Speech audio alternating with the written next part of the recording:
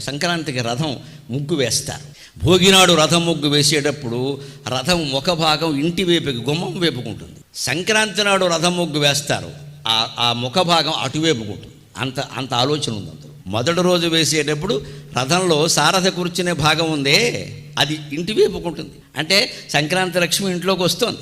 సంక్రాంతి నాడు కనుమ నాడు వేసేటువంటి రథం ముగ్గులో ఆ సారథి కూర్చున్న భాగం అటువైపుకుంటుంది. సంక్రాంతి లక్ష్మిని గౌరవంగా సాగనంపుతున్నాం, శాశ్వతంగా మన ఇంట్లోనే ఉండమని అనకూడదు, అది మళ్ళీ స్వార్థమే. ఆవిడ ఎక్కడ దొరకదలుచుకుంటే అక్కడ పెడుతుంది, దానికే ఉందండి. ఆడపిల్ల పుట్టింటికి వస్తే స్వాగతం చెబుతాం, ఉండిపోమ్మా అంటే కూడా తప్పు, వీడియోకులు అయితేనే ఉంటారు, లేకపోతే ఉండరు.